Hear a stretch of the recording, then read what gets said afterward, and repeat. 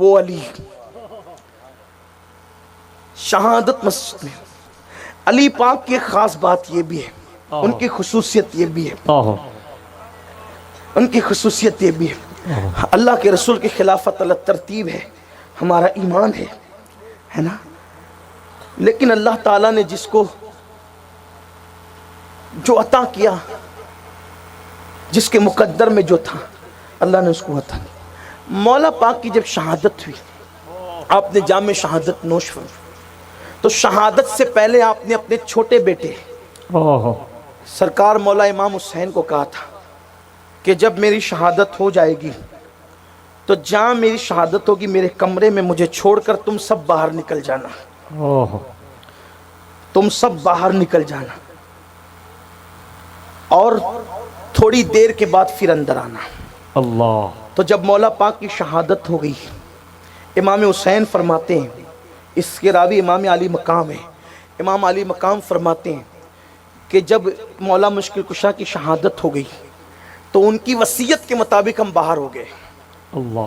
جب باہر ہوئے تو ہم ایک آواز غیب کی سن رہے تھے کہ اللہ کے آخری نبی دنیا سے تشریف لے گئے, اور اب ان کے بعد ان کے خاتم الخلفاء علی کی بھی شہادت ہو گئی.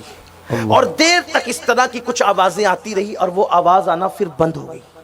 تو ہم نے مولا علی کا جو وہ دروازہ کھول کر کے دیکھا گھر کا, تو کیا دیکھا کہ علی مرتضیٰ کو کسی نے غسل بھی دے دیا ہے اور کفن بھی پہنا دیا. سبحان اللہ, سبحان اللہ. اور بھی روایتیں ہیں جی. لیکن اس روایت اس کو لکھنے والے بھی ملا عبد الرحمن جامی ہے, سبحان اللہ. کہ سرکار علی پاک کی تجہیز و تکفین غیبی طور پر ہوئی, اور مولا علی پاک نے یہ بھی فرمایا تھا کہ جب میری نماز جنازہ پڑھ لینا تو مجھے لے کر کے چلنا غریبین کی طرف.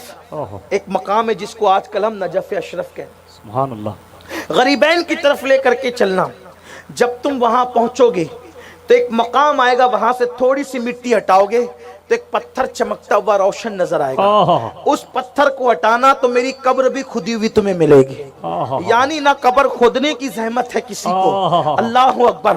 تو حضرت مولانا عبد الرحمن جامی لکھتے ہیں رحمت اللہ تعالی علیہ, اللہ ان پہ رحمتیں فرمائے, کہ مولا پاک کی تجہیز و تکفین یعنی غسل اور کفن بھی غیب سے دیا گیا.